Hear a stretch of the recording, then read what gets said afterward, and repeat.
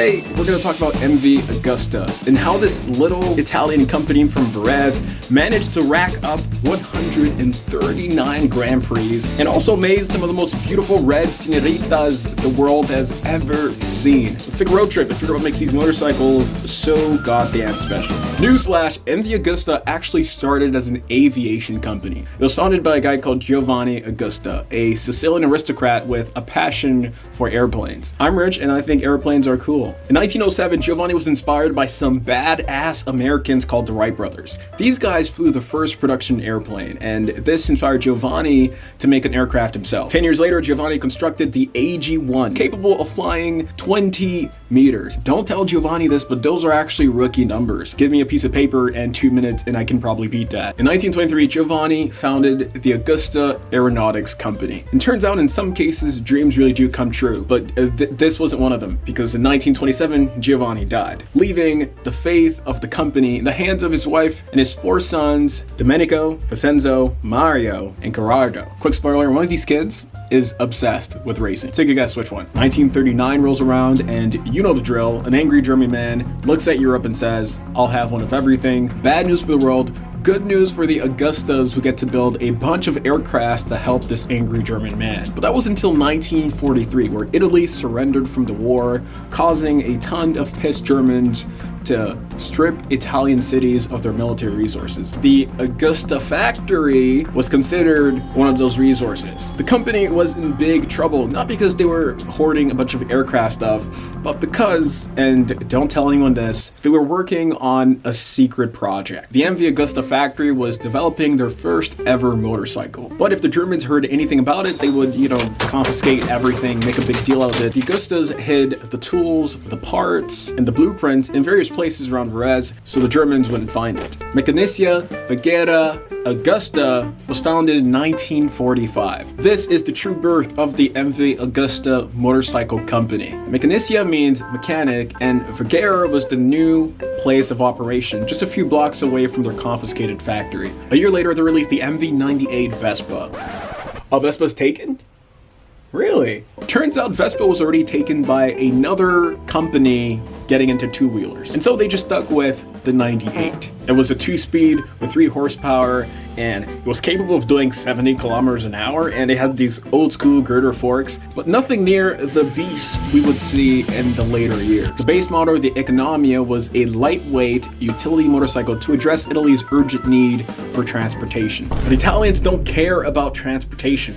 They want homemade pasta, fire engine red, and fucking speed. So they made a hardcore version with a more aggressive riding position, bigger carburetors, bigger cylinders, 5 more horsepower, proper forks, and an extra gear. And all this meant was these bad boys could now go racing. And this is the true beginning of MV Agusta's racing legacy. The company isn't known for making great production models, but they are known for making some pretty awesome race bikes.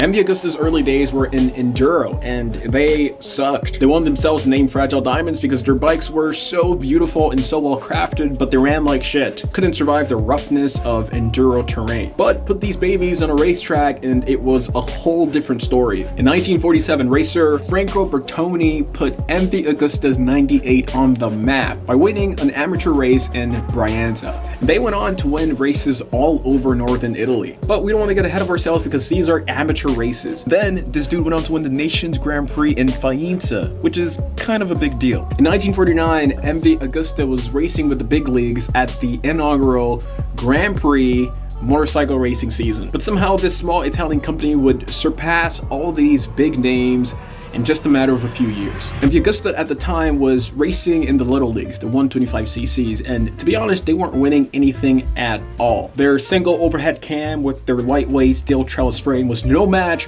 for Mondial's dual overhead cam. Mondial was completely destroying any sort of competition. And this dude called Domenico was pissed. Domenico Agusta was the one kid that was most obsessed with racing. He is the pioneer behind MV Agusta's racing success. Through pure determination, grit, and royal money, he put MV Agusta to to the top. He wasn't just the team's owner, but he was the manager and the technical director. And if you were part of MV Agusta's race team, you were working nights, weekends, birthdays. The company was obsessed with winning. Remember that whole thing about building affordable bikes with about, fuck that, we're gonna dominate racing for good. I would like to think if Speed Racer was a real person, he would be on MV Agusta's race team. I'm in the middle of a race, Trixie, don't talk to me now. Domenico even pulled some sneaky moves to get ahead. The company wanted to race in larger classes, and so he hired Piero Romar, an engineer, to make the company a 500cc motorcycle. At the top of the 500cc division was this company called Galera. Galera had an amazing race team, and they were wrecking havoc in sidecar racing as well.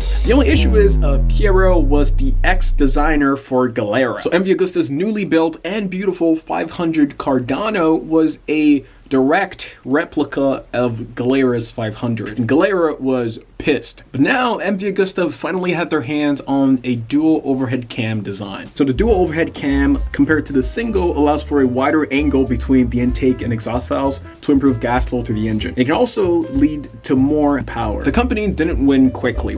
They had this great bike and everything worked out. 2 carburetors were too little, so they upped it to 4. Girder forks became old tech, so they added telescopic forks. They tossed out the shaft drive and added a chain drive, which was easier to operate and to work on. And this meticulous attention to detail eventually led MV Agusta to their first Grand Prix championship in 1952. MV Agusta won gold in the 125 category. In 1956, they set a new record by winning 12 championship titles around the world, including the 500cc division with John Surtees on the saddle. Now, this was an amazing start for the company because MV Agusta would have won the Grand Prix 15 times in a row. What? MV Agusta had amazing engineering, but a lot of it came down to luck. And let me explain. Some companies sell bikes to race. Some companies race to sell bikes. And MV Agusta sell helicopters and blow it all on racing. And this would end up being extremely beneficial to MV Agusta's team. Between 1957 and 1958, racing became extremely expensive and bikes just weren't selling as good. So a lot of companies had to drop out of racing. Norton, NSU, BMW, Galera, Mondial, and Moto Guzzi jointly agreed to opt out of racing. MV Agusta was actually originally part of this agreement, and then they went, psych! Bye, losers. So MV Agusta could fund their racing no problem. They had aviation knowledge in their back pocket. They had the best technicians, the best mechanics, and they got in touch with some phenomenal riders. Carlo Uliali, John Surtees, Mike Hillwood, Phil Reed, and the man with the most Grand Prix victories at 122, Giacomo Agostini. They started collecting victories like no tomorrow. At this point, MV Agusta had a bike for every division. They had a 125, a 250, a 350, and of course the 500. And with no competition from Galera or Mondial, they accumulated victories every single year. By the 60s, MV Agusta was so far ahead from the competition that their engineering was unmatched. They released what's often considered to be the most successful race bike in all of history, like ever, the MV Agusta 503. But let me just tell you just why this bike is insane. It's a lot of the inspiration behind the more modern F3 MV Agustas we see today. The bike began as a dual overhead cam with 3 cylinders and 2 valves per cylinder, but Domenico just didn't think that was enough, and so he asked his engineers to add 4 valves per cylinder. The engineers thought he was insane. The setup needed a large oil pan to prevent the motorcycle from overheating. On the plus side, it gave the motorcycle over 70 horsepower at a time where other companies were struggling just to make 60. This bike combined with Giacomo Agostini, you didn't stand a chance. MV Agusta had won a total of 139 Grand Prix victories. They were the most successful racing company at the time, before Yamaha and Honda took over literally everything. The company would have kept going, but the only reason it stopped is because in 1971, Domenico passed away from a heart attack. It's only when you look back at MV Agusta's past, you see these amazingly fast and nimble race machines, but you also see just the craftsmanship behind every single bike. MV Agustas were race machines handcrafted by a small team of motorcycle engineers and designers. They didn't care about making production bikes, and whenever they did, it'd usually be a road legal version of one of their race bikes. In some cases, they made motorcycles purely for the road. The 1975 750 Sport America, it had this really cool boxy design. This thing made 75 horsepower, but the coolest thing ever is this thing had 4 exhausts. Why? They also released some questionable machines like the world's ugliest motorcycle, the MV 600. If you could think of an uglier motorcycle than this, please let me know in the comments, because I don't know if it gets worse than this. If you're wondering what makes MV Agusta so special and why they're obsessed with making beautiful machines that go really fast, this might give you an idea.